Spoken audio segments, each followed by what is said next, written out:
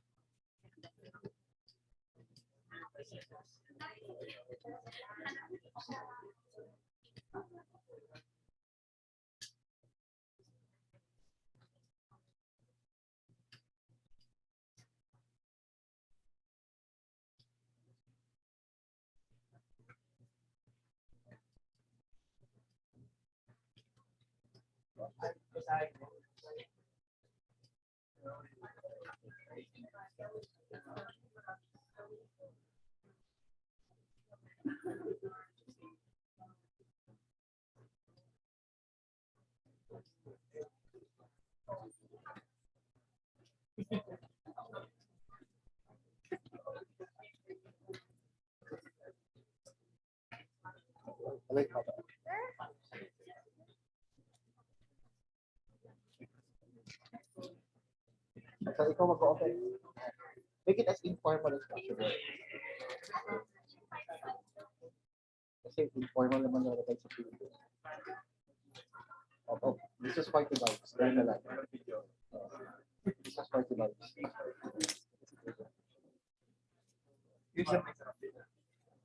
So blend the video. Hello.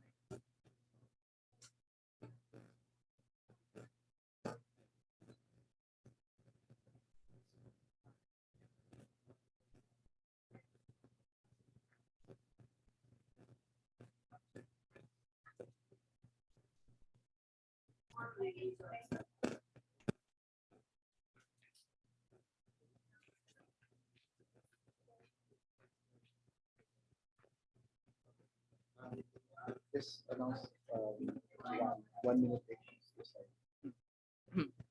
Hello, everyone. We will be starting in 1 minute. Thank you.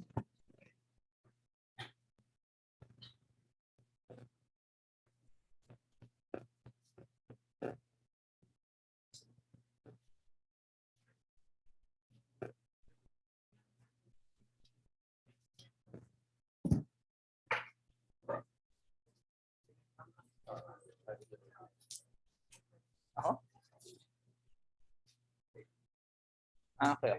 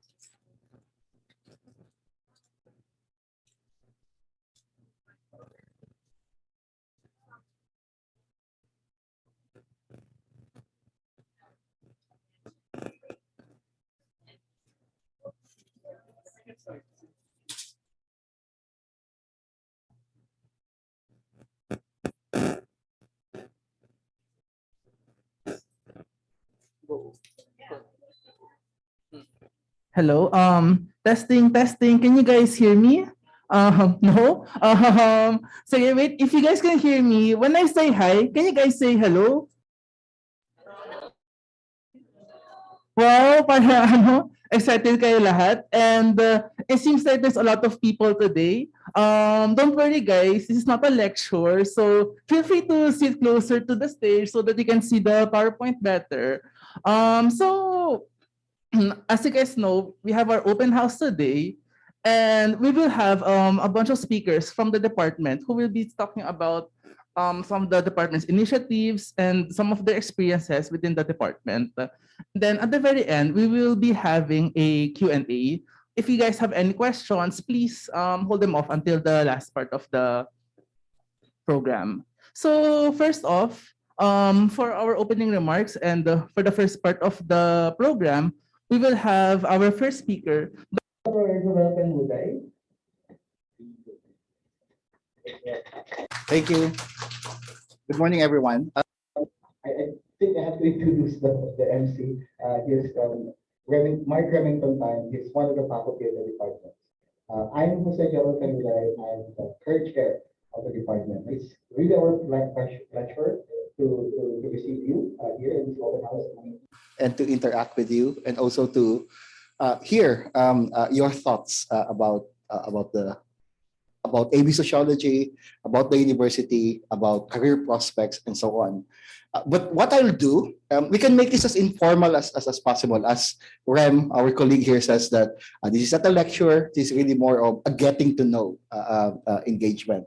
So hopefully the time that you came over here will be just more than acquaintance, but we'll already have established some kind of a relationship doing this academic journey that you will be going through.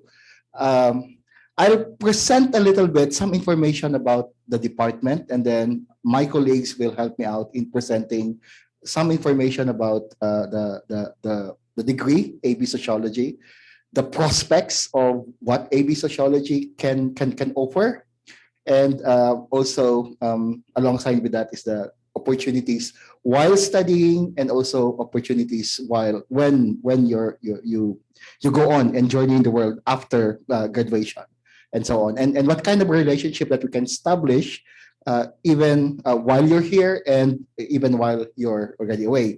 Well, we're being joined here by some of the faculty of the department. There are about 30 of us who will be engaging with you at the department alone. And of course, there's a larger universe of faculty across the Ateneo. We're also joined by current students, AB Sociology students at the back, and some of them graduating, some of them moving up to their sophomore years, their junior years, and to their senior years, and also graduates. They also came to join us, and we also invited some guests to speak with us.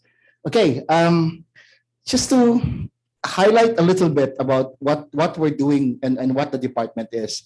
The department has been awarded the Center of Excellence for Sociology recognition by the Commission of Higher Education.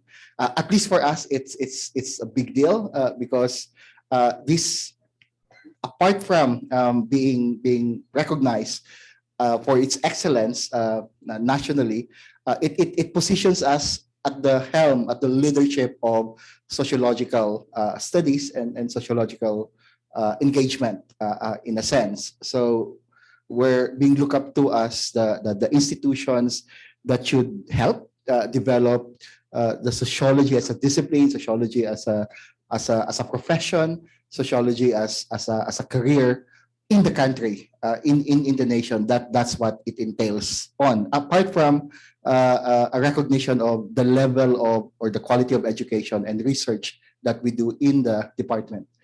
Moving on.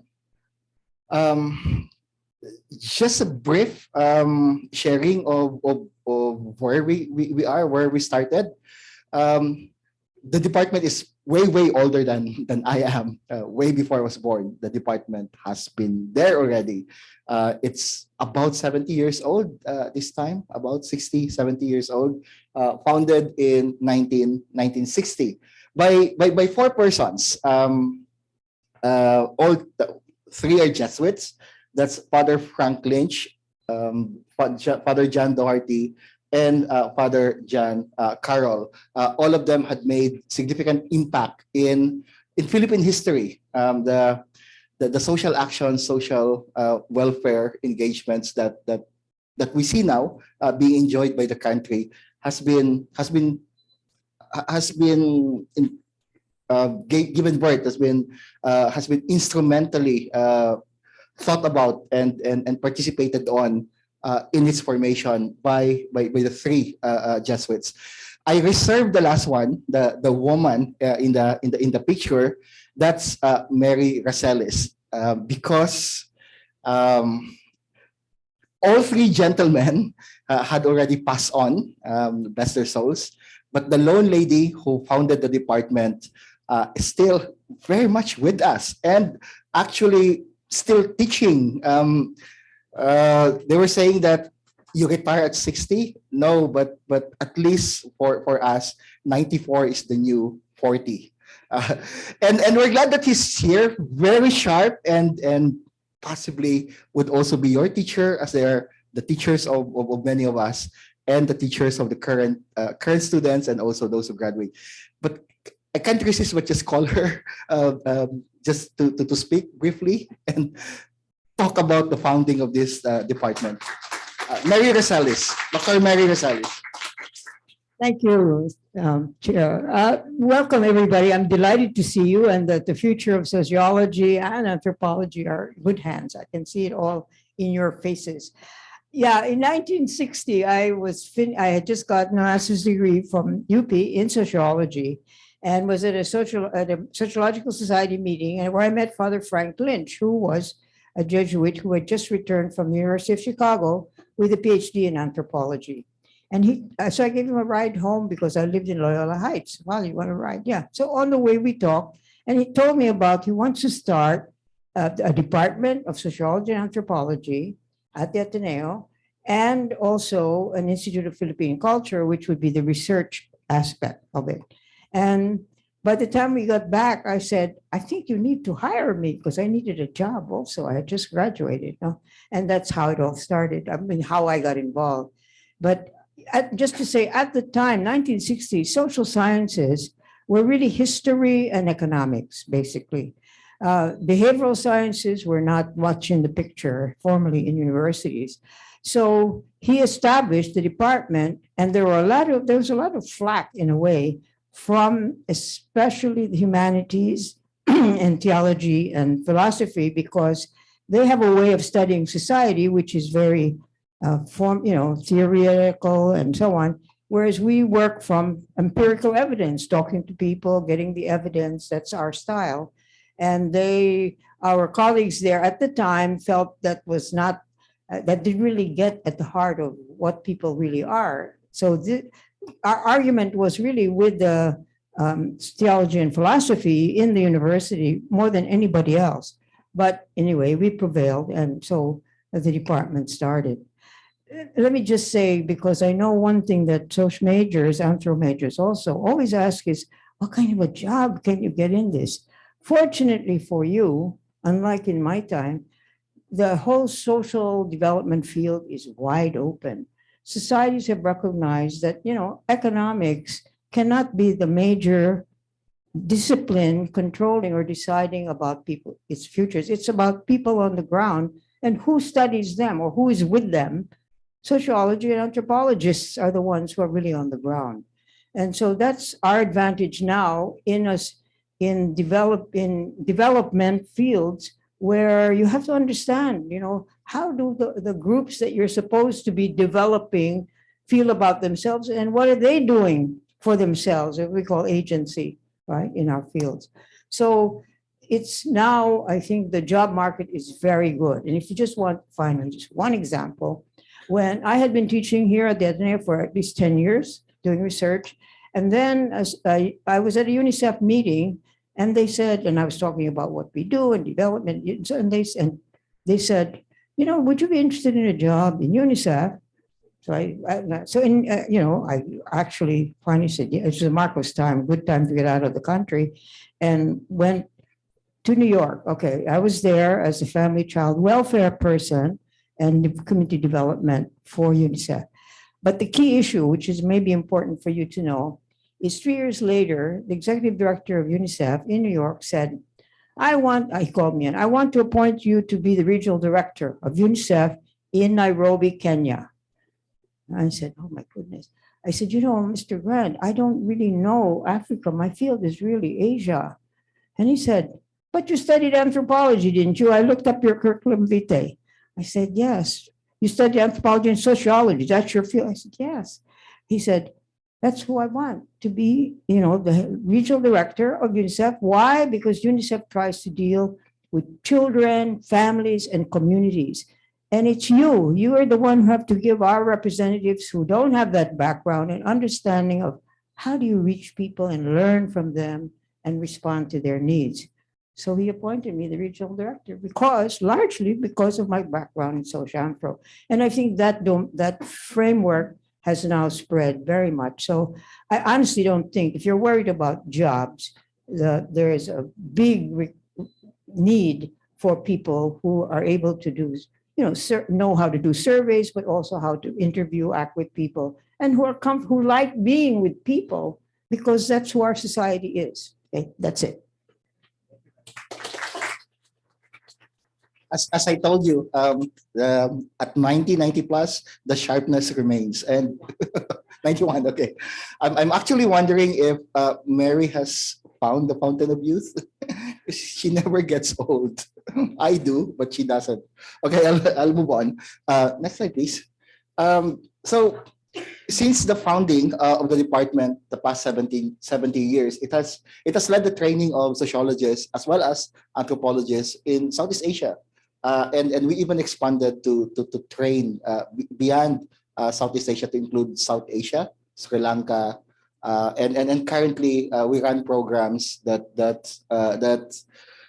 produces social development workers from Indonesia to Thailand to Myanmar to Cambodia, and with a partnership with the University for Peace in Costa Rica, and we do have partners as well in Japan. So in a sense, that's what the department do. So we work on Philippine development, but at the same time also expand the field a bit. And these are among the opportunities that awaits those who joins the department.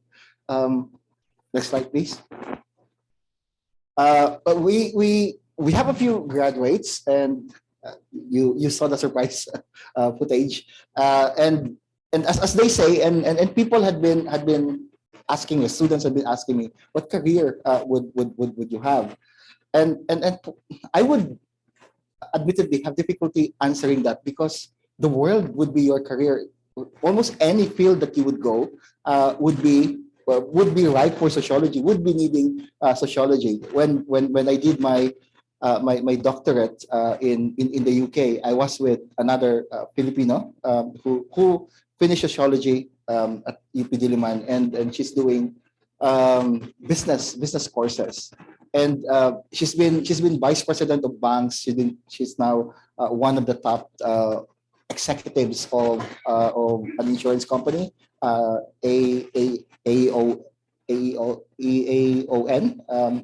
That corporation, the corporation that the insurance that insures many corporations worldwide. And I was asking her, what would a sociologist do in the banking sector, the banking industry? She says that, reading the books, reading the financial instruments are all technical. You easily learn that. But what stays is the sociological training. And then she says that beyond the entry point where she has to do some analysis of financial instruments, it's all sociology for her, moving up, because you'll be dealing with several other people with several other background, not only their psychology, their psyche, but also their upbringing, their standing in society, their culture, their social exposure. And henceforth, as you see here, the graduates of the department is quite expansive in terms of the career that they have taken. Roberto Aboitis has served as CEO of Aboitis Equity Ventures Incorporated, one of the top corporations in the country. Others became journalists, like Bettina Magsaysay. Others do curation in museums. Others followed our path, becoming an academic, like Hannah Silveta, associate professor now, currently at the Tokyo University. Others did research professionally, like Jay Sandoval, the social weather station research that you're getting from the news, who's leading in the presidential race, and what's the status of hunger in the Philippines, and there be a development kick. That's Jay Sandoval's work. And some others became lawyer, becoming top-notcher, like Joseph San Pedro.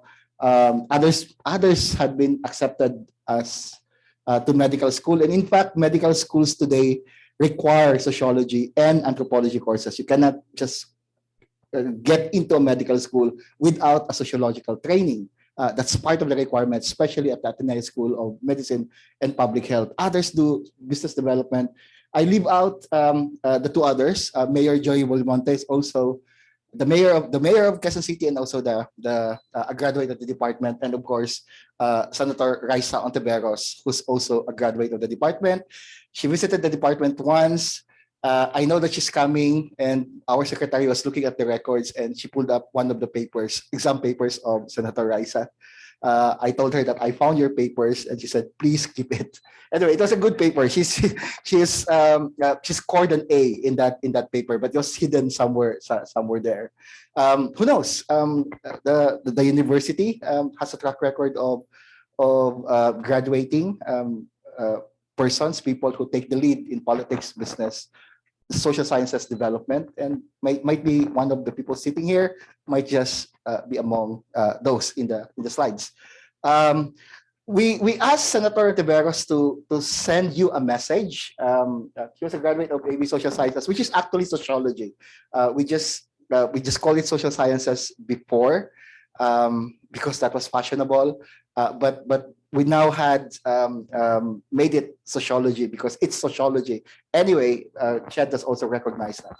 So she sent us a very kind brief message for you to listen to, hopefully. Let's play it. Hello, my fellow soon-to-be Atenistas. My education in the social sciences has been valuable to me all my life.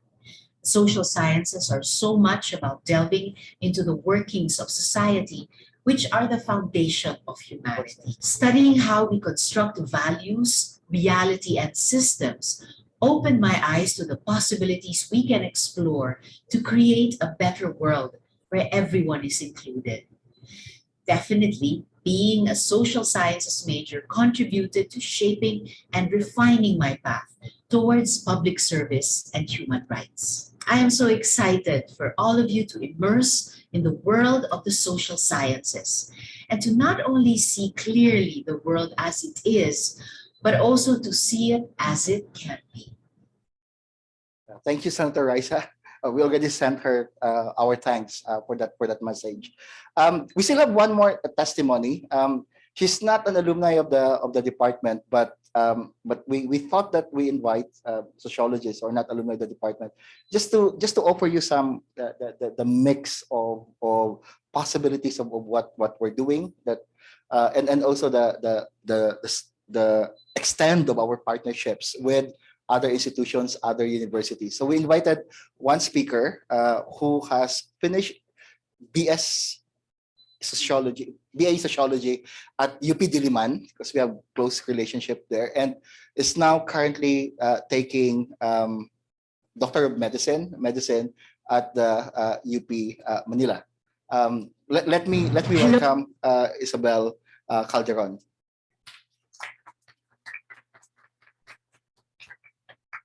Okay, so hi everyone. Thank you so much for inviting me. This is so exciting. It's my first time to speak here in front of Ateneans. So thank you so much. So hi, just a brief background. I'm Isabella Calderon. I graduated from BA Sociology and UP back in 2021. So very recent lang, no? 1, 2, 3 years. 1, 2. Yeah, 3 years pa lang. So, ayan. And I'm currently a second year medical student in the UP College of Medicine. So, siguro I'll just ask first who here is interested in medicine or in healthcare? Wala. Ayan, meron ako nakikita mga 4, 5. Wow, di ba? Ang dami. Ang dami ring interested in medicine. So, I'm a little bit nervous, so I'll just make this casual. Ano pa lang naman ako, student pa lang. So I hope you feel closer to me rin since I've also just graduated. So kayo naman, papasok pa lang and you're going into your journey in sociology. Okay, so yeah, I'm here today to talk about the importance of bridging sociology and medicine. So maybe I'll start by answering the question. Can you please show me? what is sociology for you? So usually when I present this, meron akong link, tapos pwede kayong mag-post in that link kung ano yung sociology for you. Usual answers would be, sociology, ano ba? Academic topic, something that caught your interest, something na nakita nyo sa list of courses in Ateneo na, uy, may sociology, may anthropology. Parang interesting to Parang this could be a stepping stool for me to go into into UN, as mentioned earlier, or to pursue studies abroad, to learn cultures, to understand people, to engage with people. So it can be an academic topic. It can also be just a degree. Some people, they just pursue sociology kasi, well, in our case kasi in UP Diliman, many students would pursue sociology as a stepping stone to another degree. They decide to shift out to pursue psychology instead, or maybe economics, etc., which can be sad, but it's a reality for students. And I'm here today to encourage you to stay kasi nga, it's really a wonderful course. Okay, so so sociology can be a career choice as well. As mentioned earlier, meron pumupunta sa research, some go to the academe, some go into law. If you're also interested into law, sociology can be a wonderful course to take. My barkada, most of them took law. So if you'd want to choose law, or if you'd want to go into law, sociology can be good for you.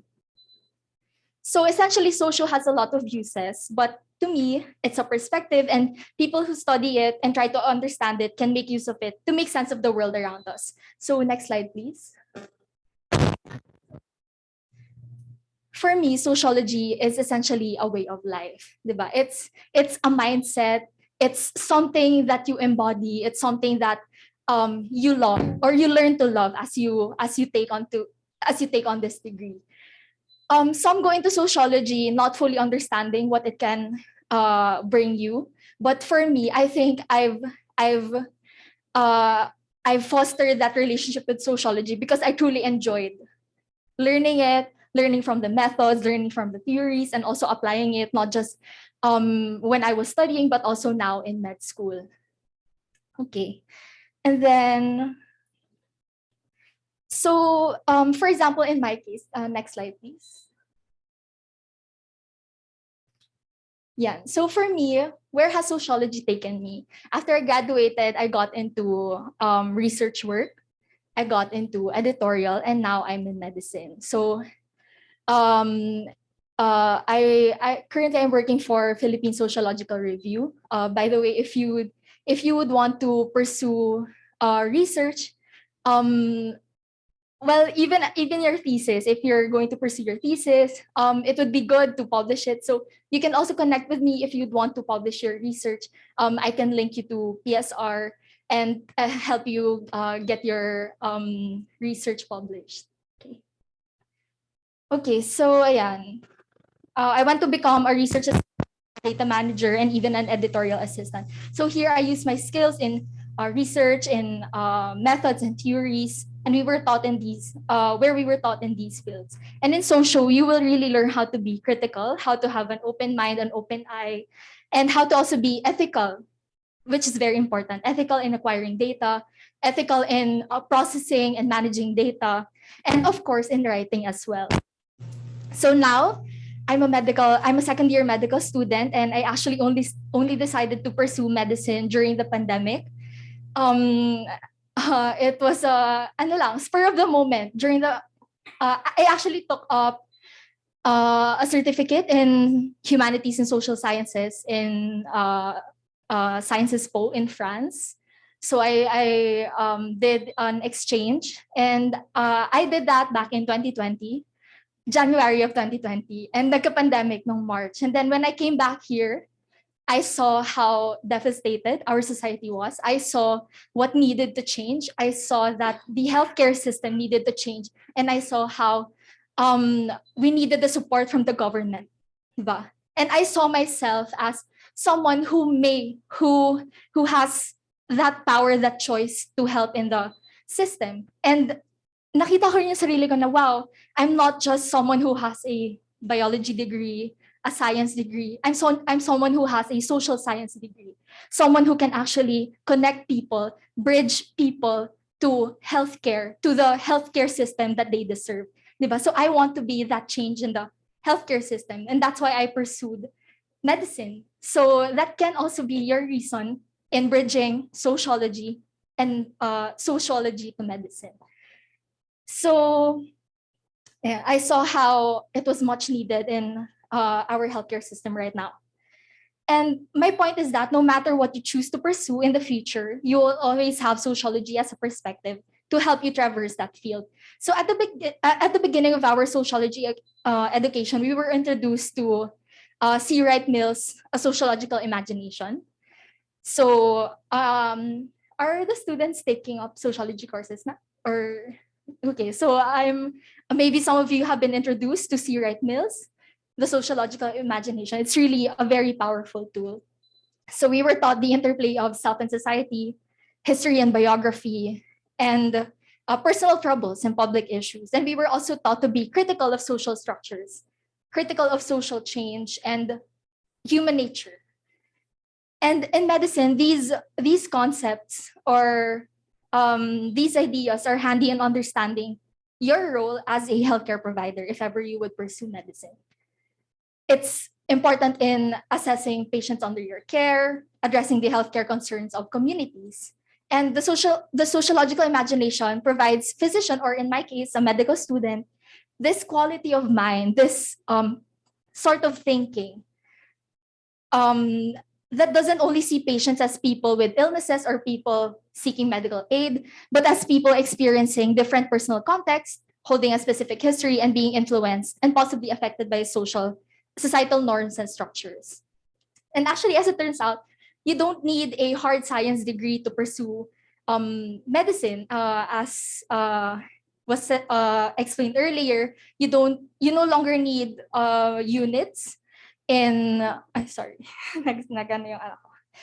You no longer need units in hard sciences such as chemistry, physics, etc. Hindi na siya required when you're gonna apply for medical school, unless certain medical schools, only a few, maybe 2, 3 would require. Okay, so but the universities such as UST, UPCM, Ateneo, hindi na siya required. Actually, what they're looking for is someone who has that passion for service or that grit to learn and to serve, diba? So these are things that you would learn in sociology, and hindi lang yon, research. It's a very powerful tool that's needed in medicine. So and I won't only highlight becoming a medical practitioner. Kasi only a few kanina, 5 lang, 6 yung nag-raise ng hand. But you can also, if you want to pursue a healthcare track, you have other opportunities. You don't need to just become a doctor. So if you want to get involved in healthcare system, there are also other ways to do so, such as pursuing medical sociology. Sobrang interesting na yung track.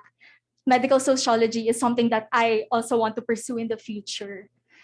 Actually, meron din palang medical anthropology in the UP College of Medicine, as it's an MA or MD degree after MD. So ayun, if you would want to pursue medical anthropology, it's also a very interesting course. So if you want to get involved in healthcare system, there are also other ways to do so. Also doing health research, focusing on health systems, culture of health, and so on. And actually, maybe you can also check out the work of Dr. Nina Castillo Carandang. So she also graduated MA in sociology from Ateneo and is now focused on epidemiology and health social science. So essentially, you can marry sociology and whatever it is that you desire or whatever passion you have. It's really something, again, it's really a quality of mind. Yun talaga yun. Naalala ko nung nag-a-apply ako for medicine, I was doubting myself. I was saying to myself, bakit ako magme-med? Sayang naman yung social degree ko. And I reached out to my social professors and they all told me na ang okay nga yan eh. Okay nga na you're pursuing something that you want to do. Yun yung important because no matter where you will go, no matter what career choice you will pursue, you can always take sociology with you. And I think that's the beauty of this undergraduate program. And especially with the training in Ateneo, you will be amazing in whatever field you will choose. So I think that's the end of my, can you go to the next? Okay, so meron akong a few and so sociology opens so many doors and again, there will be endless opportunities. It's flexible. You can use it to whatever you desire. It's not limiting. It can be applied to all careers, and it will help you grow in whatever you choose to be. So that's the end of my little story. So thank you. And if you have any questions, you can reach me in my email. Okay, thank you. Thank you, Isabella. So there you have it, the possibilities of the degree. My last slide, at least from my end, just to give a quick look of what are the career opportunities. Yes, medicine, we did highlight it, and we highlighted a bit of development, but there are actually more. Our graduates go in there. Those who finish sociology in other countries and in other universities had found places very influential and as well as productive places in development work, social market research, global corporations that I've mentioned earlier, product development, especially now. And in fact, yesterday I was invited by Nissin Mond, the makers of Dutch Meal, Nissin Ramen, to talk about research to their staff because their marketing group, they want to do research in Mindanao. So yeah, those are among the fields that you do. And this is not really a legend, but I was just told by one sociologist anthropologist that the most popular one of the most popular product tag, Langhap Sarap by Jollibee, was actually a product of ethnographic research from sociology and anthropology. So that's how powerful the discipline is. It's just that medyo shy lang. You don't know that that's the work of sociologists, but they are the work of sociologists. Management, of course, teaching like us, business practices, studying organization, running organizations, doing human resource, doing heritage conservation. We're actively doing that. Of course, government needs brighter and sharper minds like you. You can also join them. Commercial practices, market studies, and well, as I've said, and as Isabella had pointed out, the world is at your fingertips because this is a degree that allows for not only the development of sharper minds, sharpening the minds, but it provides you an expansive look of the world and also a deep layered understanding of the relationship that goes on in the world that prepares you to a career track that you think would be more suitable for you. So the profession is wide. It cuts across different contexts of life. Why? Because it's a study of society, and society is a rainbow of possibilities of interactions.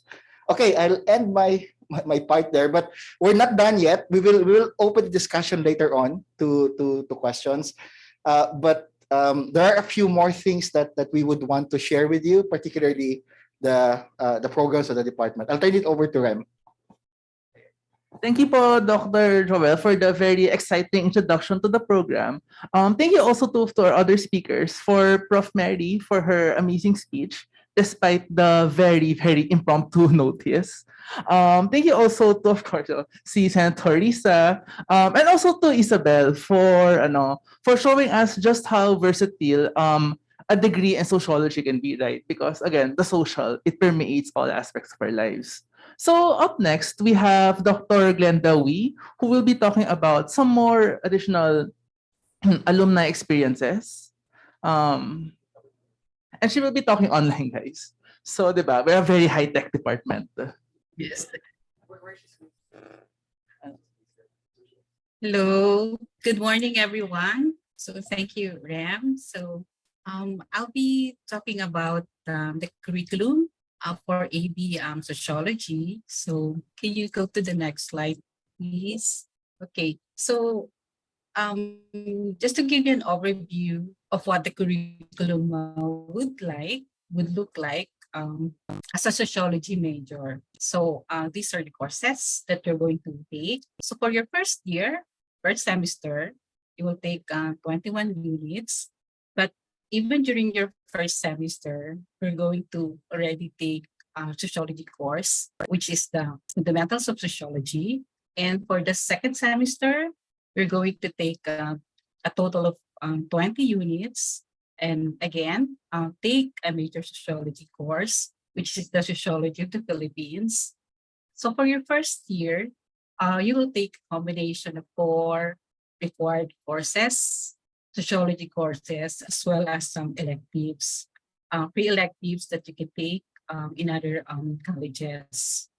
And for your second year, for the first semester, 23 total units for you to take, and another sociology courses that you'll have to take, which is the sociological theories first part of it.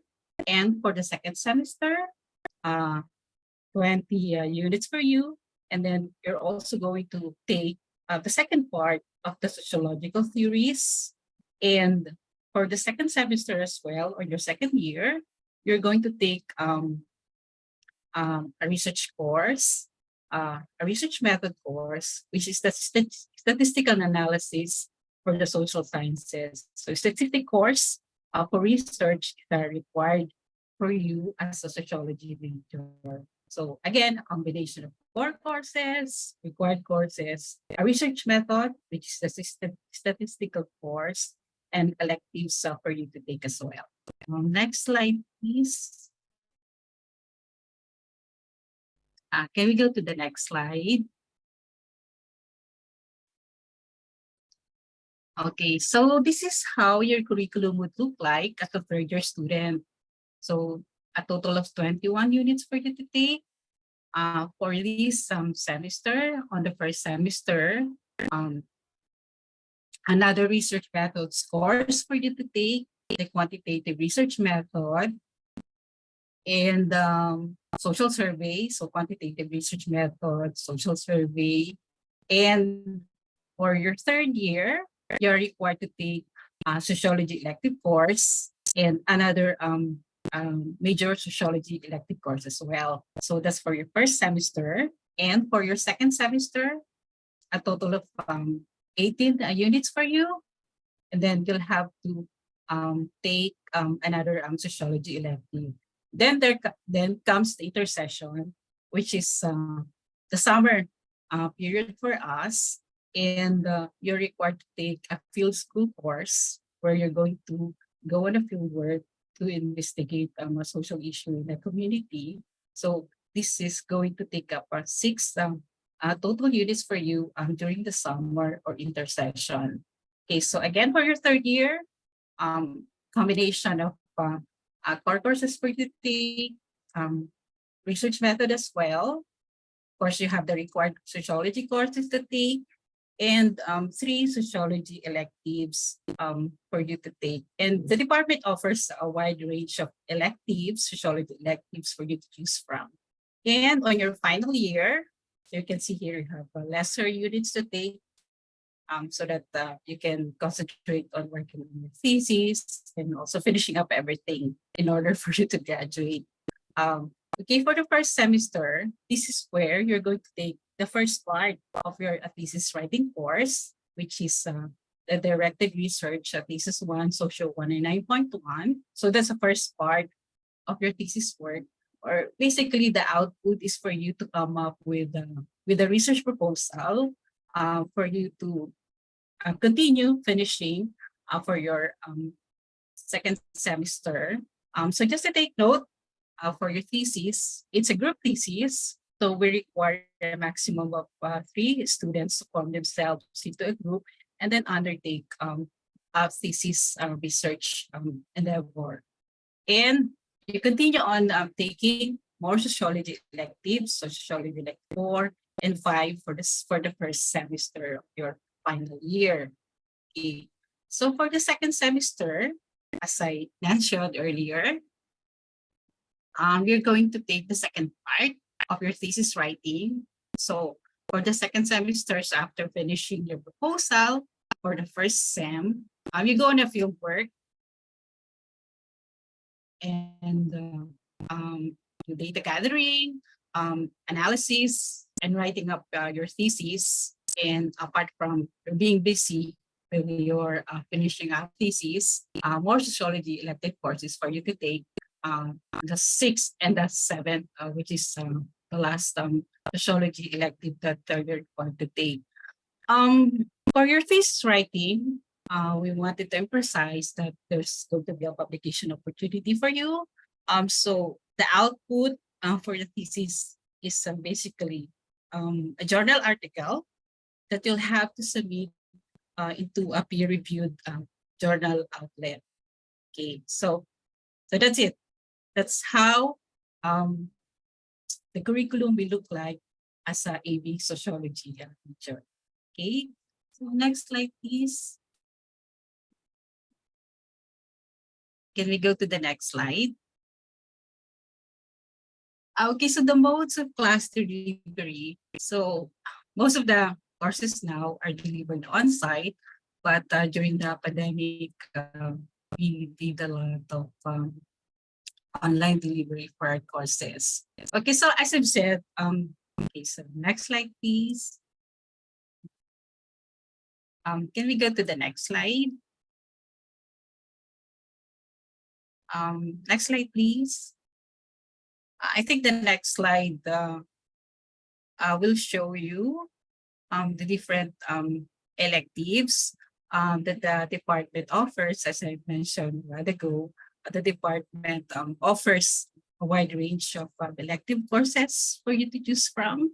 So we have courses, the discipline of archaeology, anthropology, sociology, and the new one, the new minor program that has just been approved by the university that is going to be offered by the department is the gender studies. So even, you know, majors from other colleges and departments can take this wide range of electives from these various disciplines that we offer in the department.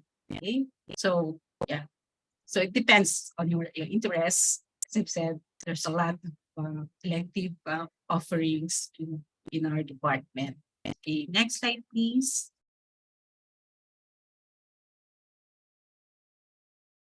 Oh, okay. So yeah, so the department offer these 4 minor courses.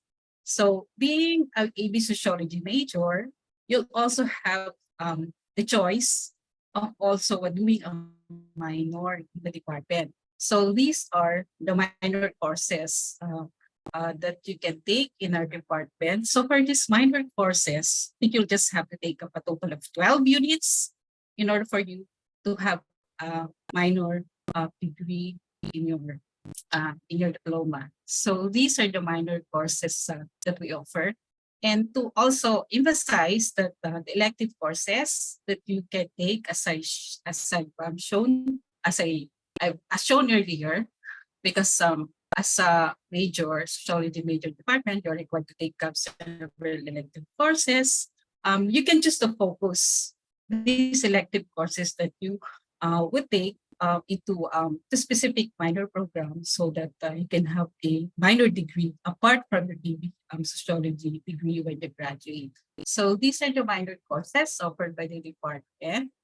So we have a minor in cultural and heritage studies, And we also offer a minor in anthropology, of course, minor in sociology, other majors from the other colleges can take a minor in sociology in our department, and the newly approved, as I mentioned earlier, minor in gender studies. Okay, so this is how the minor in cultural heritage,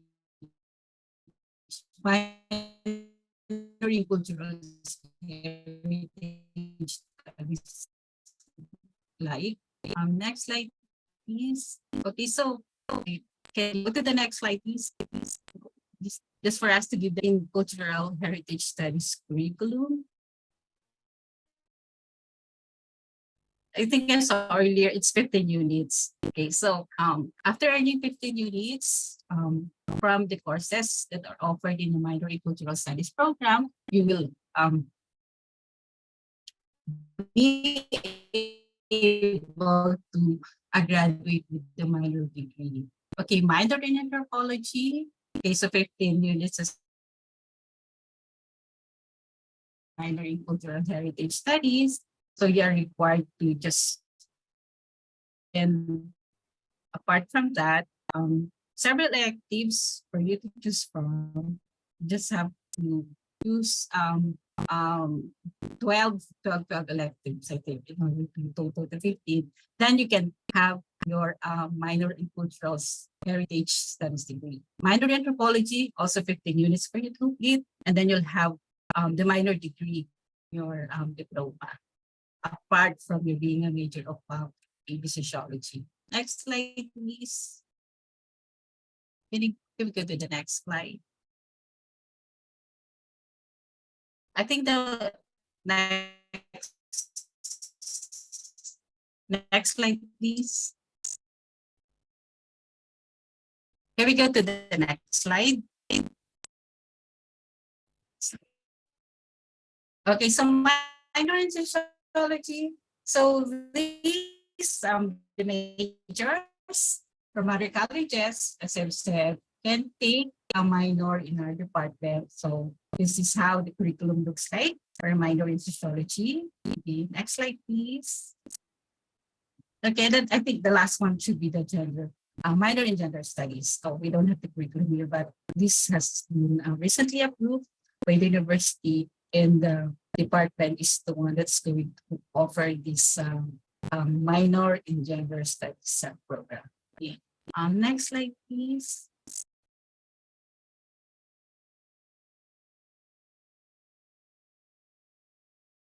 That should be okay now. Okay, we go to the next slide.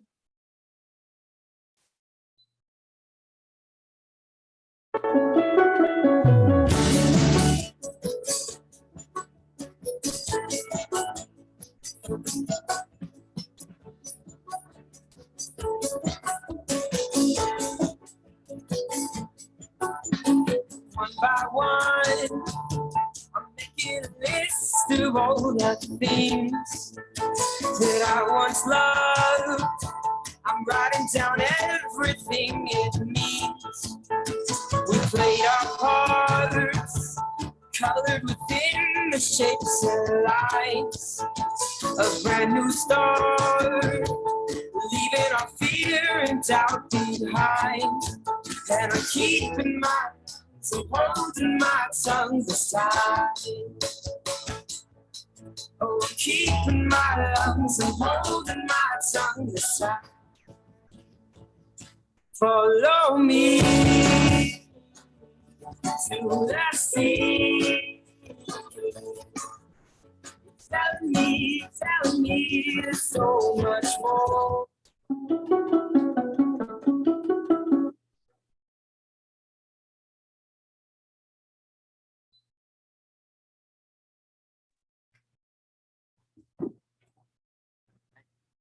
Can we go to the next slide, please?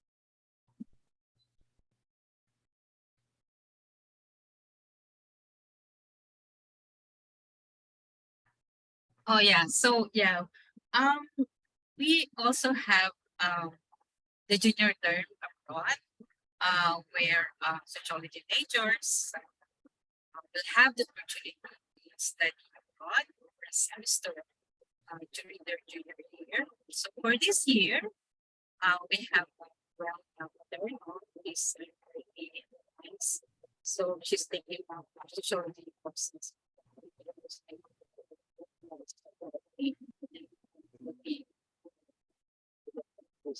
Yeah, so she's having a good time in France. Good. I can. Well, we're having some trouble with the audio and there were delays. Glens, I can take over. I could. Okay. I'll just dial back to what you saw in the video earlier. So apart from the academic classroom based discussion that you would learn that was already presented in accordance with the curriculum, there are also a number of opportunities for you to learn outside of campus. And in fact, we have several field schools in the department. Some of them is open to Ateneo students. Some of them is open to students from outside of Ateneo, non-Ateneo students. Now, what you saw, this one, I think, is what we would call the Ateneo Cultural Heritage Field School. This is tied to the minor in Cultural Heritage Studies that we showed earlier. If you take this field school, you automatically get six units from it within the summer. You would likely go to places. Pre-pandemic, students are brought to some places within the Philippines with heritage value. A faculty will be joining the students, a couple probably of faculty, and then we do have partners locally with local governments, with tourism organizations, with local universities as well. In the past, we did heritage field schools in Bohol, in Palawan. The one that you saw is in Karkar, Cebu, where they studied lechon production and other kinds of heritage food, as well as structures such as this one, the stone churches, the iconic woodwork, and so on. And what the students do is that they document it, they make a report of it, and they share it for wider publications. In other field school, there was one time when the field school was initiated in Vegan. One of the student participants had actually made a business partnership after field school with local jewelry producers, the filigree, because they studied the filigree. One of the previously a dyeing jewelry craft in the country.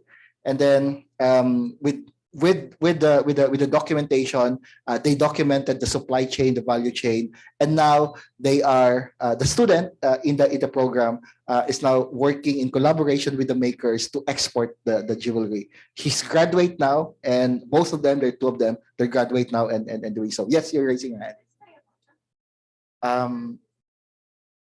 Yeah, probably. I forgot what they call it, but they have a one name for it previously, and it is Kayamana. It's Kayamana. Yeah, Kayamana. Konting Marites, they don't mind it. I suppose they were originally boyfriend and girlfriend. They split up and then they formed two companies. Napaka Marites. But it's good. It was good for the local. Now there are two streams of businesses. That they're not competing. They're good friends. They remain to very good friends. So this is just a possibility of what field schools can do, and there's also another field school, which is the required field school for AB sociology majors, the Sociological Field School, or what we would call the Ateneo Social and Cultural Laboratories. The first of the Ateneo of the AB sociology group had done their field school online, but online limitations was surmounted in terms of doing that field work. They were not able to physically go on field. This is 2021 when lockdown was still quite strict, but they were able to work locally with locals in Palawan and in San Fernando on a mangrove education project with youths and NGOs, supported by partner NGOs of the university.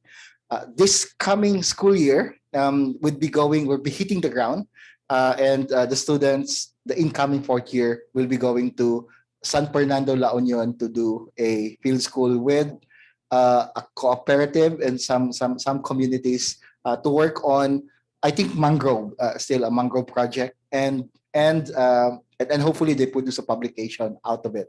Now, the Cultural Heritage Field School, which we encourage to those who are in their sophomore years and in their third year, because normally there's no sociology classes within this time, so there's a lot of time to spend on.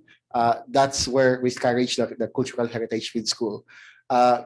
This coming school year, they're going to Tugigaraw, and one of our faculty, Dr. Shalsita, one of the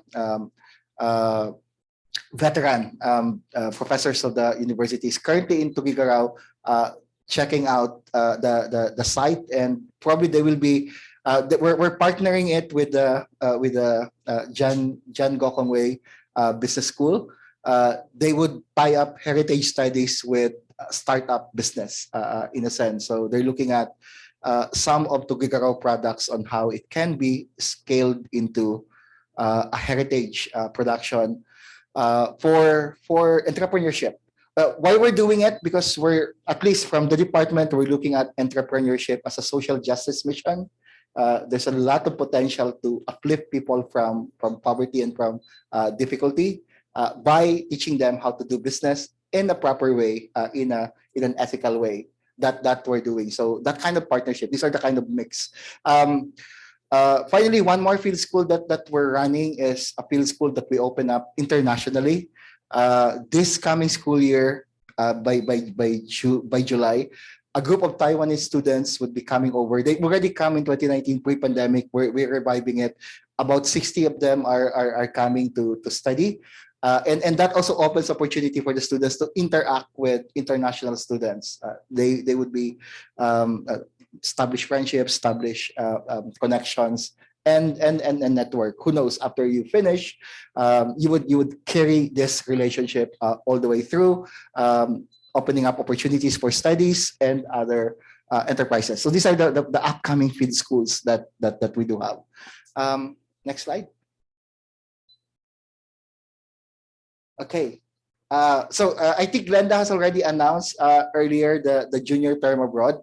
So I have to take over to Glenda so you can make sense of what's going on, because the internet signal, I don't know if it's Ateneo or it's Singapore. Sometimes it's Singapore.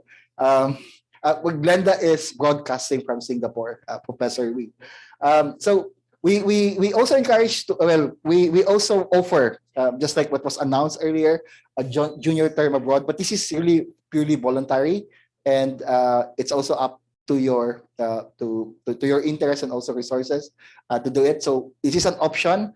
If you do a junior term abroad, at least for a semester or even a summer, an intersession, the courses that you'd be taken from a university, a partner university of Ateneo, will be credited towards your AB Sociology major. So for instance, if you thought of studying for a semester, let's say in a partner university in Europe, let's say one of the university in France, for instance, this is exactly the case with our students currently and previously. She studied four courses, and we had an agreement. There's an agreement before you go that the department will credit the course as part of the sociology major courses or part of the minor courses. So that can be established beforehand. So this is one opportunity. Next slide, please. Okay. There are also a number of activities that we do, and these co-curricular or extracurricular activities had been part of the training with students. In fact, much of our academic engagement is tied to the university academic engagement and the AB Sociology. The person that you're seeing on the picture that you're seeing on the screen is one of the first graduates of AB Sociology when we revive it, and when we transform it from AB Social Sciences to AB Sociology. As I said, AB Social Sciences is actually sociology. We just formalize its name to AV Sociology. So one of the first who graduate has earned a summa cum laude degree and has been awarded the program awards of the department. I would have to probably call her to offer some testimonies, but Rem, you can introduce.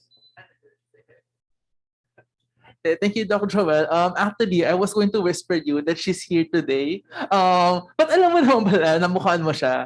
So yeah, we remember all our students. So guys, please give a round of applause for our next speaker. For our next speaker, si Miss Karen Claire Garcia.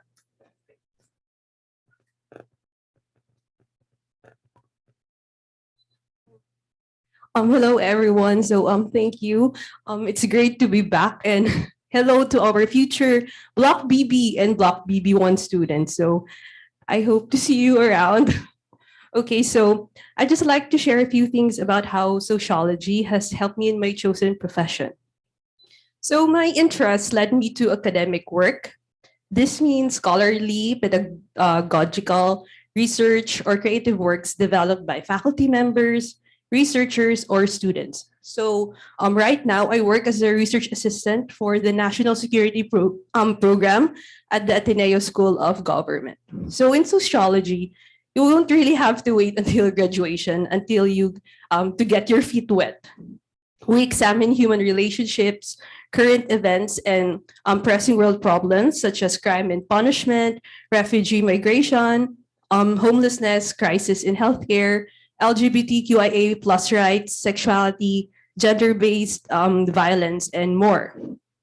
So using computer resources to locate information, learning statistical software, analyzing quantitative and qualitative data, and interpreting the results, developing evidence-based arguments, evaluating different research methods, mahaba, writing the reports, working with diverse groups, and identifying ethical issues in research. These are specialized skills we sociology majors develop to address these grand challenges and analyze social phenomena.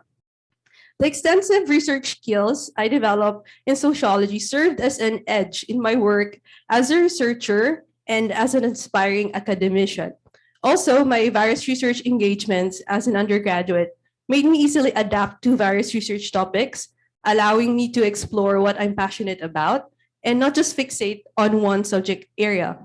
For instance, my work at ASOG, which is about national security, is fairly new to me, but sociology's knack for exposing its students to diverse fields helped me seamlessly integrate into my work. So the sociology curriculum also teaches its students a variety of interpersonal skills, such as working in small groups, using leadership skills, and working with people from diverse cultural backgrounds. My stay in the Ateneo as a sociology student was all about fostering the readiness to tackle the enduring big questions.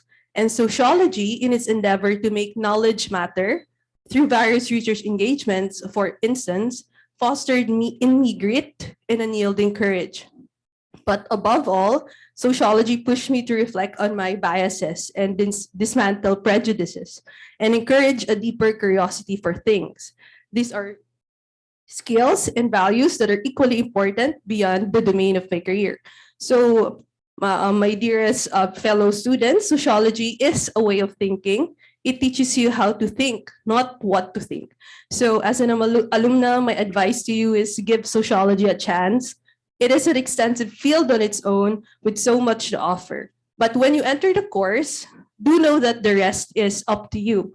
When you're there, ask yourself, what problem do I want to solve?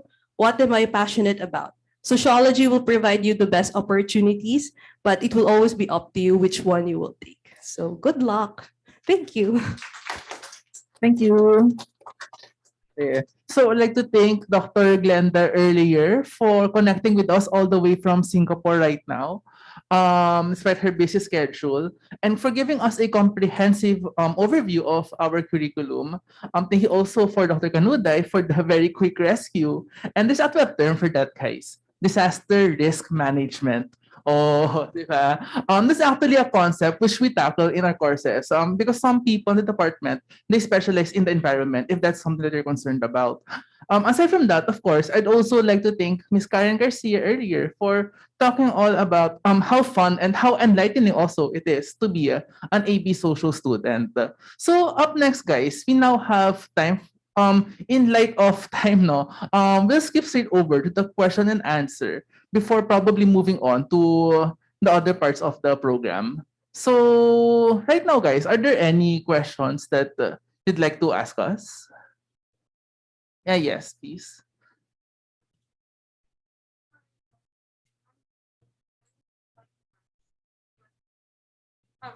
Sorry. Hi, I'm Christine. You can call me Kath, and I would just like to ask, how do you apply for a minor, and can you apply for more than one? Okay, thank you for your Christine. Yeah, so It's actually easy to apply for a minor. Just there's a process. You express that to the department, and there's an approval portal through the ADAA, the Associate Dean for Academic Affairs. They would announce it, but we can already talk beforehand. If you're doing a minor within the minor programs of the department, the one that we showed, the three minors, because you're already AB Sociology. If you're AB Sociology, of course, there's no sense to take a minor in sociology. It's not also allowed. So gender studies, anthropology, and cultural heritage studies. So you can just sign up for it, and then it will be processed by the ADAA, the office. And then it comes back to us, and we would set up a plan. Can you do minor in other departments? Yes, the answer is yes. You can do a minor in the arts. You can do a minor in engineering if they offer. You can do a minor in business if they offer. You can do a minor in psychology. They do have as well. So you can move around and shop around. Just like Karen, she has a minor in education when she was taking AB Sociology. Up to how many minor? This is a funny thing. Others we thought are majoring in minors, multiple minors up to 4 or 5. We don't really encourage you to do that, but if you can, academically, intellectually, time-wise, you may, but it can be quite tough. But some do. Our thoughts: who are we to stop someone if they can actually do it? And they do, but we do keep watch. If your marks, if your performance at the major is being affected by the minor, we would come into the rescue and offer some advice in it. Does that answer the question? Is there a specific time or place to sign up for the minors? It's open the entire semester, but of course they would make the announcement at a particular time. There's a regular announcement. It's kind of a cycle in a way. Now, if you're taking a minor, chances are, if you apply in one particular term, the semester, or in the summer, you would get into that minor program the next term, because things will be processed. The thing about the minor is that in AB Sociology there are free electives. You can use those free electives to count to the minor, whether a minor in AB Sociology or a minor in cultural heritage, anthropology, or gender studies. Those free electives can be counted. The interdisciplinary electives, which is required but it's a choice, could also be counted into a minor. Whether you're doing the minor offered by the department, sociology, anthropology, or doing the minor elsewhere. What cannot be counted are courses that would count to a major course or to a required course. That those courses cannot count into a minor. But there's a lot of opportunity for pre-electives and interdisciplinary elective to be counted into a minor.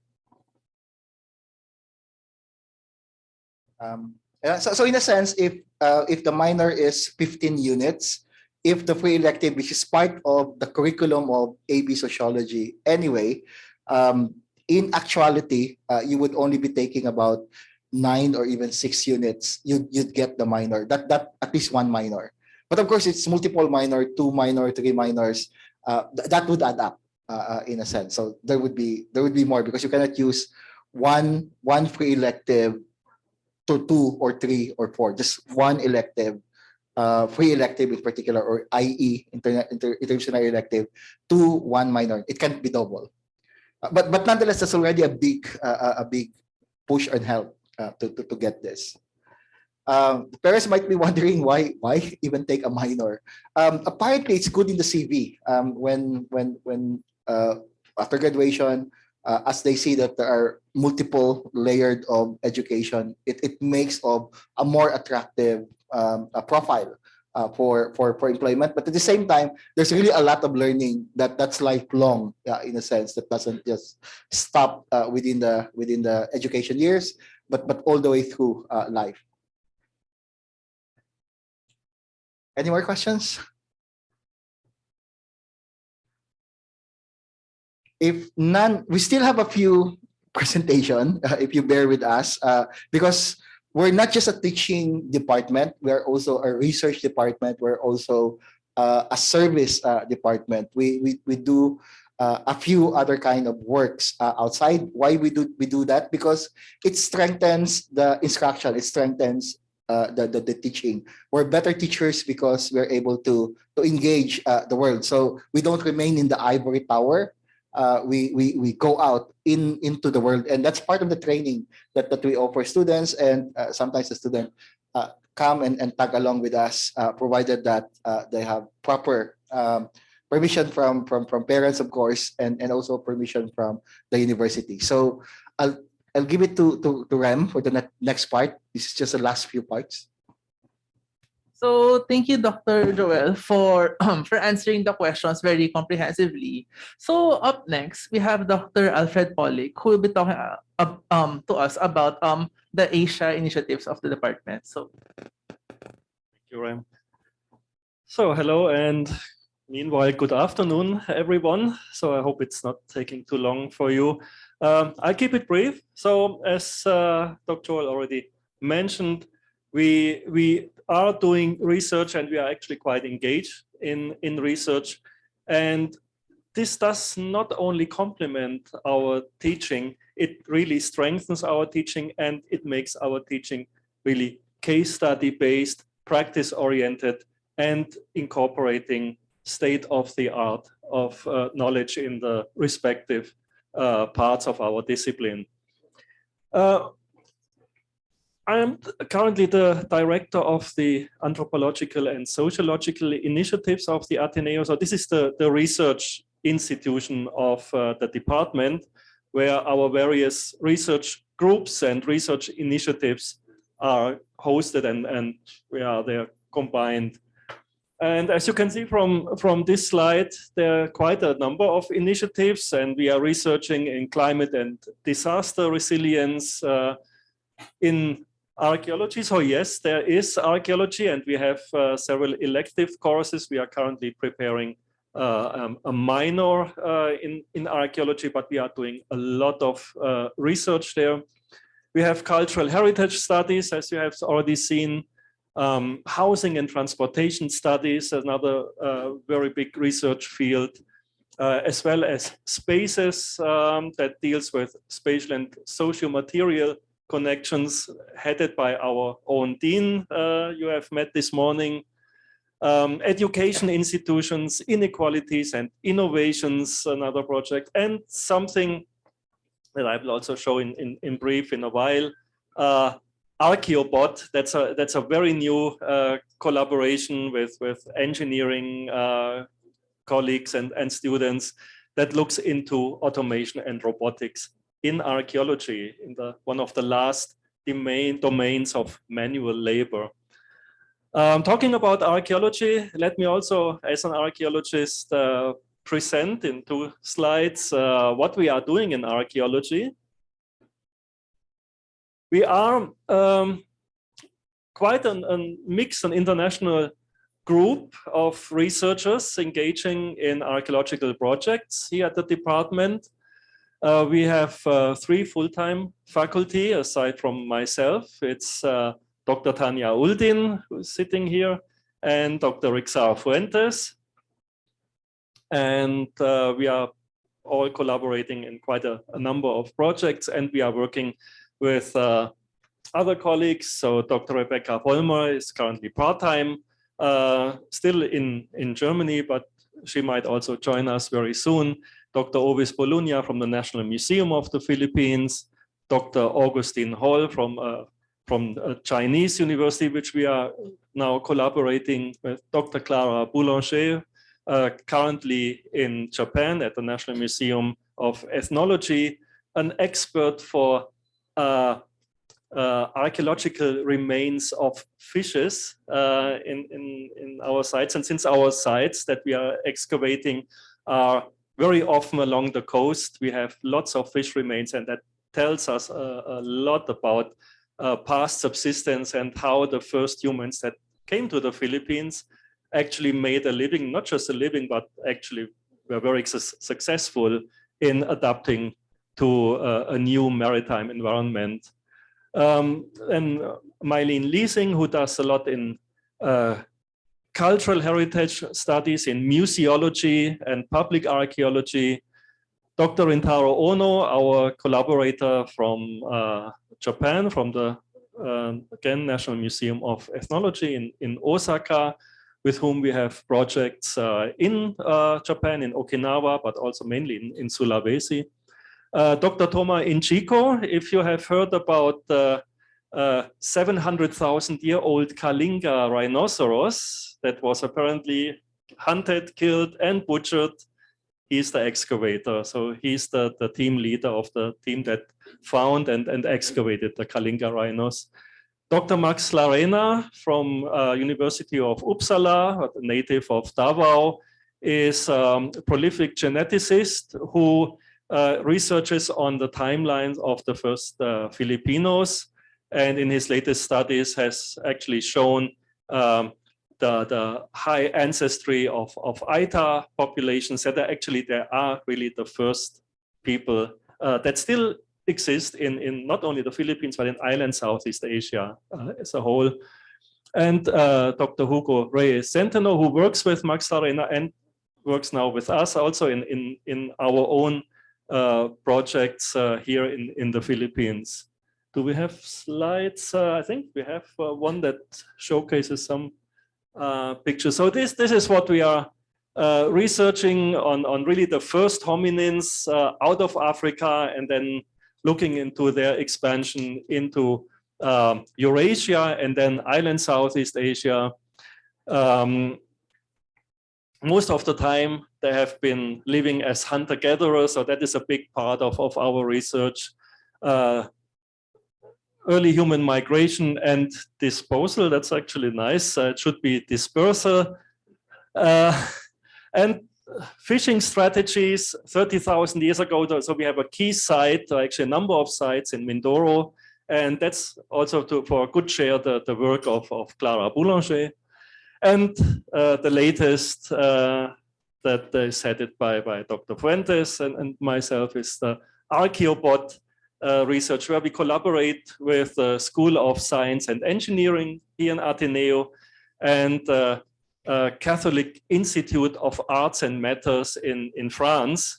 And we have currently a couple of engineering students from France with us who are working on the hardware of the robot, while the teams from SOCE are designing artificial intelligence part, image recognition to get the whole package together. And so if all goes well, by the mid of this year, maybe July, maybe in August, we will already be able to test our prototype here on campus in a simulated sandbox archaeology excavation. So of course, we will keep you up to date on that. And last slide, I think I have, is that running? So these are our ongoing projects. So we excavate mainly in cave sites. So it's cave archaeology, the early human journey at the Ateneo. Actually, that's not in a cave. That's really right on campus. So we have an potential archaeological site here on campus, and we'll be happy to show you around and bring you to the places. Then a project that's ongoing since 2010, of course, until the pandemic hit us all, was in Mindoro, where we investigate the early islanders, the first Filipino seafarers in changing environments. So before the maximum of the last ice age, the last ice age, and then the global warming event that began around 18,000 years ago, more or less continuously until now, as we all can feel. We have new projects in Bohol, the Bohol Archaeology and Heritage Initiatives, and in Iloilo, the Prehistory, Archaeology and Paleo Environment of Iloilo project. Together with our international, well, all our collaborations are really interdisciplinary, multidisciplinary, and with international colleagues who are all experts in their particular specialization. And so it's always a package that we are engaging in our archaeological research. So we have two sites outside the Philippines, or two projects outside the Philippines ongoing in Sulawesi, maritime adaptation and interactions in Wallacea, so the island Southeast Asia part that was never connected to the mainland. So no matter how low sea levels were, it was always islands. And then the prehistory of Okinawa, where we just excavated this January on a small island called Miyakojima, one of the cave sites that may develop some early prehistoric connections to the Philippines, something that has never been explored so far. So you see, there's quite a lot of archaeology going on, and we are always happy to engage our students. So there, if you like, you can participate, you can just join us, you can get more knowledge. And there's also a lot of opportunities for engagement internationally. So we have lots of collaborators, we have quite a good network, and there are many projects. So if you're not shy to travel, to explore other places, and some of them are quite off the beaten paths, this is really the thing to do. And I think that's all. Or Thank you very much, Dr. Polig, for talking about Asia with us. It's so exciting to be a part of a department that takes its research seriously. We can really see how our professors are very invested in their research, right? So up next, we will have a speaker from our students, actually, from our home student organization, the KSA.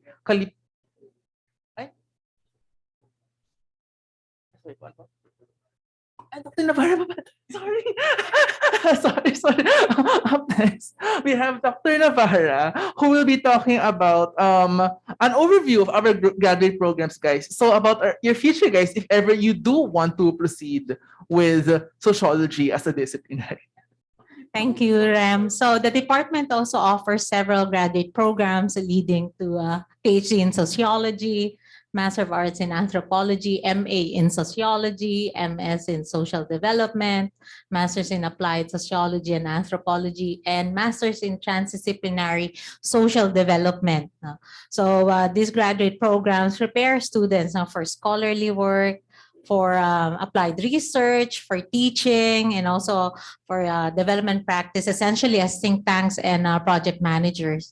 And what is admirable in the program is that when a student gets accepted, a suitable senior faculty is assigned to jumpstart the mentoring process. So currently we have around 80 students, local and foreign, across all disciplines. So you can see your future on the screen. So we invite you after graduating. Yeah.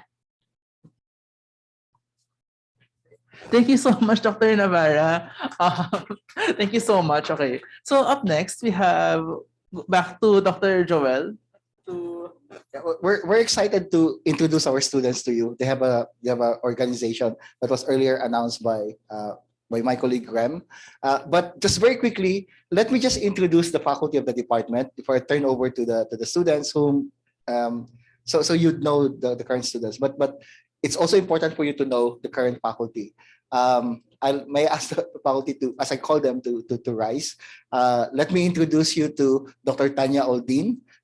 She's an expert in forensic anthropology. She's been collaborating with various institutions, including the PNP on cases on forensic, and her area of specialization is on biocultural research. And of course, Dr. Public, you heard him earlier. He's a deep time anthropologist, archaeologist. He's been doing work on species and stone tools dating back to 5,000 to 1,000,000 years ago, right, Alfred? And he's been doing research around the world, from Africa to Southeast Asia, and of course to Europe. And of course, you just heard Dr. Melissa Navarra. Dr. Navarra is an expert on housing and housing, the resettlement in a sense. She has been considered to take up a post in the cabinet, but I think she had turned it down. I'm not so sure if she did. Other colleagues, let me introduce as well Dr. Rick Sar Puentes. He's an archaeologist as well, doing research in the Indonesian area, particularly in Sulawesi. He's the head of the archaeological robotics project of the department. Hopefully they will patent that soon, so it can't be stolen. And if you get rich, Rick, which is also a possibility of all, because it's a patent, don't forget us and the students, of course. And let me also introduce the junior younger faculty with us, Mr. Jan Abletis, who's doing research in education and on poverty and other development issues. Of course, Mr. Remington Tan, who's been doing research on gender and gender studies, particularly on LGBTQ issues. And Mr. Artemio Miliu, who's also been doing research on gender issues and studies LGBTQ as well. Mr. Carl Russell Reyes, who's also been doing research on housing and resettlement. One of his recent research is an ethnography on cemetery dweller. He lived in one of the niches. No, just kidding. He did immerse at North Cemetery for quite some time and had done fabulous research in that area that we never know is a condition on the ground. And we have a graduate assistant with us who's always been one of our reliable student, an MA Sociology as well student, Mr. Jose Maria Balboa. And also another graduate student who's also helping us as a graduate assistant, Mr. Jimar. Forget your name. Santino, sorry. It's the graying hair, sorry. Now I'll turn it back to Rem just to introduce the students and their organization. And I think they have something prepared for the students, if I'm not mistaken. Thank you so much, Dr. Well, for introducing all of us. So now it's my turn again to introduce the students. Actually, one student in particular, Miss Ria Maulit from the KSA. Good afternoon.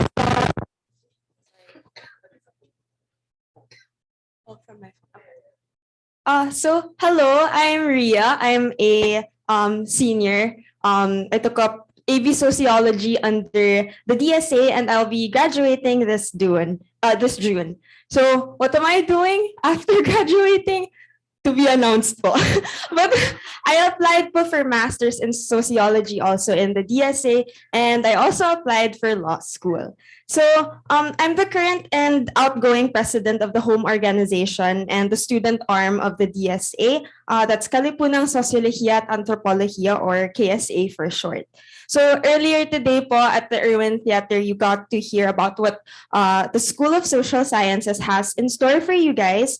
And here you were briefed specifically on what the DSA has to offer. So I'm here to give a little glimpse of our student community through the KSA. So at its core, KSA is committed to the interdisciplinary examination and mobilization of sociocultural phenomena, and we endeavor to make the discipline of sociology and anthropology more tangible, easily digestible, and consequently relevant and evident in everyday life. So through KSA, we hope to provide the students of the DSA and generally individuals who are sociologically and anthropologically inclined a community to enrich their student life experience. And apart from promoting and incorporating the sociological perspective inside and outside the university, we also aim to provide an avenue for students to get to have a touch point, to get to apply what we learn from our classes into real life and into the bigger society. So we dedicate ourselves to providing a community for our student members to proliferate as we actively look out for our constituents' personal and interpersonal development and welfare, offering services to make students' college experience less daunting, bridging students to the DSA, our home department, through various opportunities to get to collaborate with them, providing avenues and platforms for discourse, and among many other exciting engagement opportunities. So this is just a glimpse of student life opportunities. Rest assured, if you guys pursue a course in DSA and get to be a part of KSA, you have a robust community that will be here with you in. So for a few minutes, we will actually be having a breakout activity with some of our student volunteers who are graduating seniors and volunteers as well from KSA, so you guys can have an opportunity to get to intimately know more about college life in Ateneo and undergrad. So as well as if you have any questions or curiosities, they will also be able to address those as well. So next slide, please. So that's it for me. For more information on us, do feel free to follow us on our social media. That's at Kalipunang SA, both on Facebook and Twitter. I'll be handing over to our facilitators for the breakout. I see. Thank you so much, Riya, so far. But Ati, before we head on to the activity, we have another round of Q&A. So far, are there any additional questions that you'd like to bring up?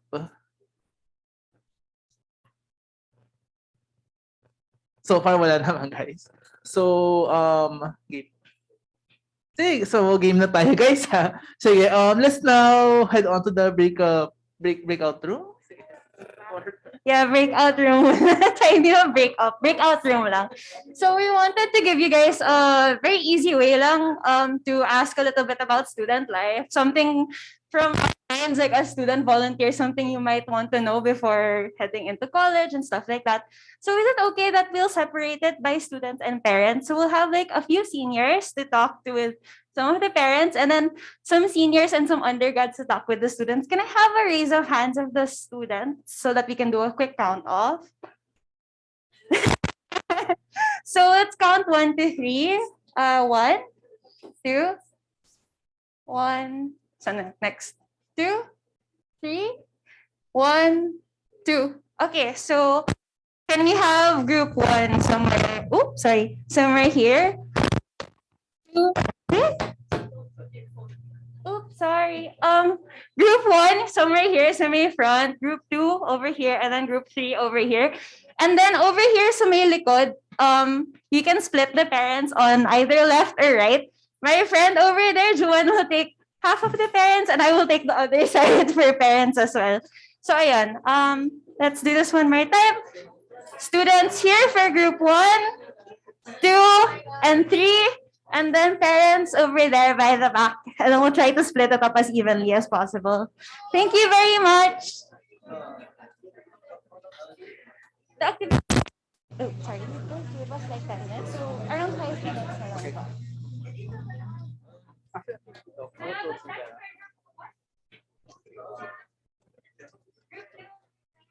When po ba yan? One is here, group two over here. Step, anong number mo? Hi, just to repeat, students, please stay in the front and parents go into the back. We have student volunteers here to direct you if you have any questions or queries, and we hope to meet you and address your questions. Thank you. That's 1, 2, 3 over here.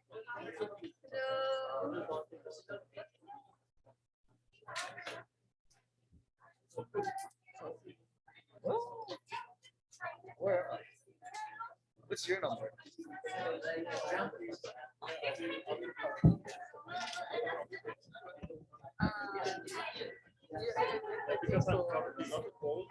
Oh, that's yes. After the big one, definitely would have some but I don't think it has to.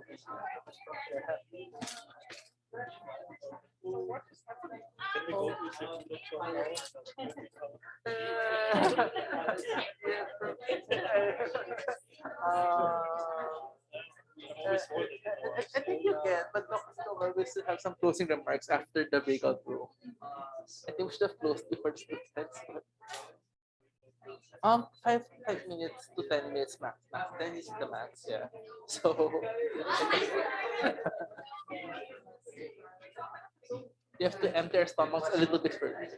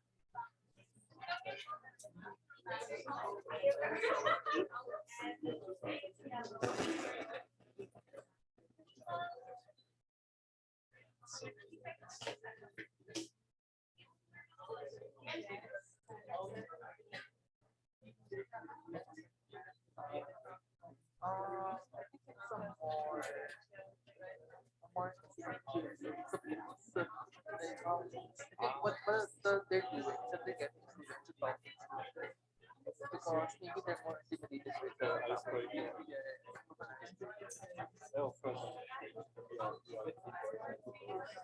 yeah. Yeah, it might be scaring them off, but they see how.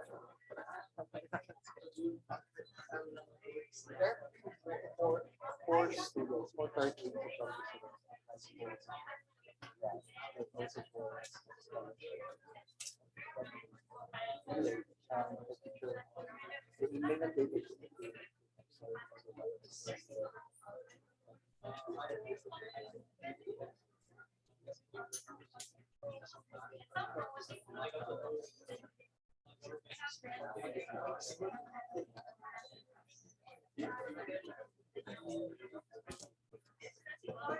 I also think we can apply for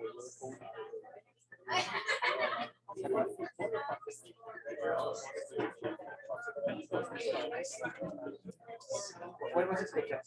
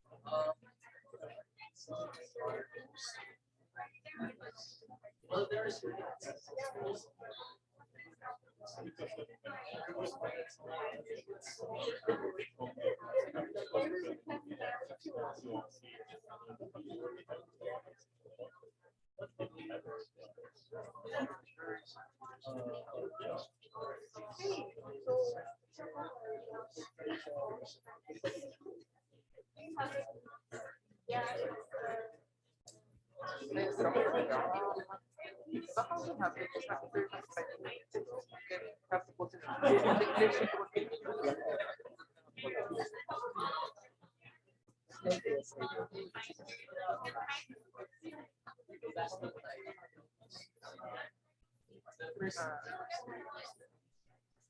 Si Linya,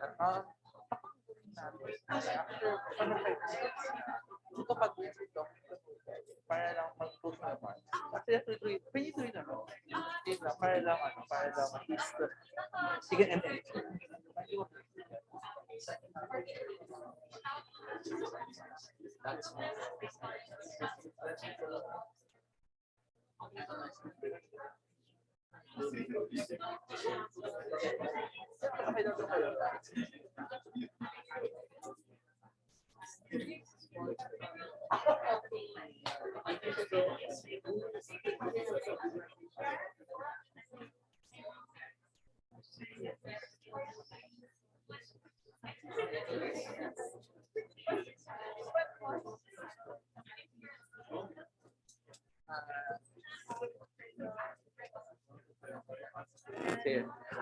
Hello everyone. So, hi everyone. Sorry for interrupting, guys. But in lieu of time, what will happen now is that Dr. Kanuday will be having his closing remarks. But after the closing remarks, you're also free to still continue on with your breakout rooms. Because we can see that you guys are having fun with our conversation right now. So yeah, quick lang naman. So we'll just be closing the program. We're still around. If you have some questions, we can please approach us or we approach you. But as Rem says, that there seems to be a lot of things that you want to talk about, and I think we're standing between you and lunch. So it would be more freewheeling. It would be more beyond the formal process. So on behalf of the Department of Sociology and Anthropology, the faculty, the staff, and of course the students who are with you. We thank everyone. We thank you for coming over, checking out the Ateneo, both the students and the parents. And we also thank the students who volunteered to come over. And I hope that everyone has a pleasant experience this morning, starting from the Irwin Theater, School of Social Sciences presentation, and the presentation of the department. And we can only say that we hope that you would choose the university when you make the decision. And the rain has stopped, and I'm sure that everyone will have a pleasant day. Thank you very much.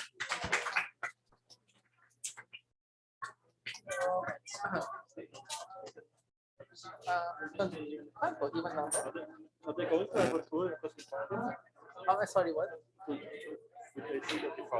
am not.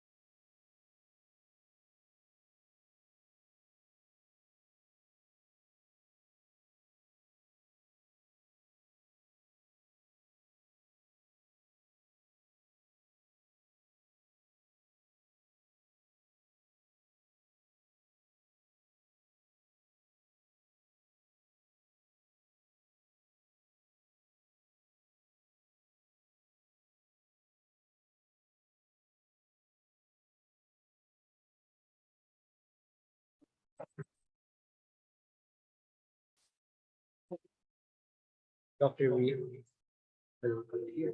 Ay, rinig ako. Rinig ako sa ano. Tatype ko na lang.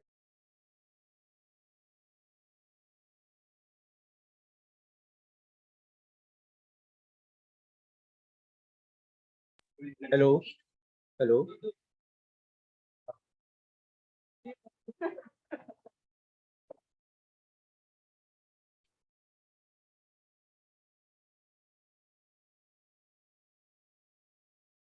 Flash natin si Dr. Wee sa screen.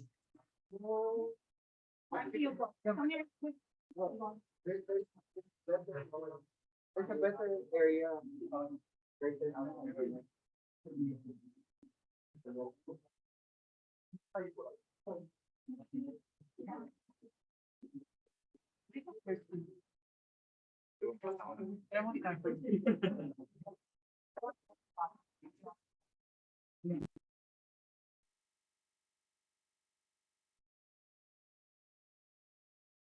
Doctor, we will have a photo, okay?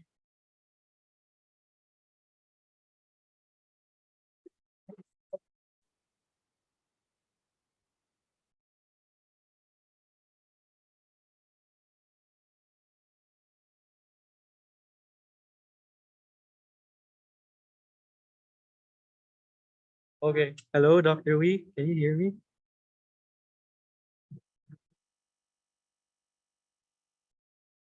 Hello? Dr. Wee, I'll just message you.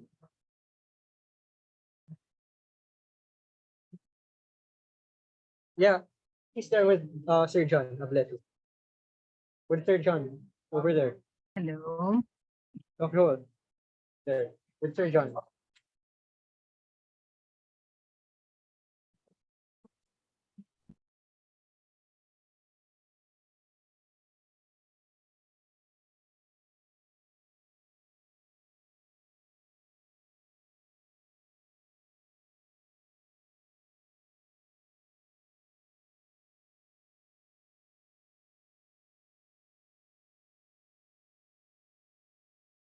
Dr. Wee, yeah. Yeah. If you can hear me, thank you very much. If you can hear me. Hello is here. Hello, Doc Leda. Ikaw lang nila. Kaya nga, hindi yata gumagana yung ano lang. Okay. Bye, Dr. Wee. Dr. Wee, we will close the Zoom. Bye. Bye. Thank you. Bye. Bye. Bye. Bye. Thank you very much. Ano to?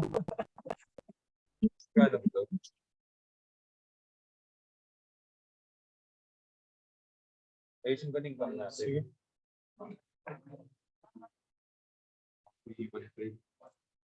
Personal cam ko yun. Bye, Dr. Wee. Thank you.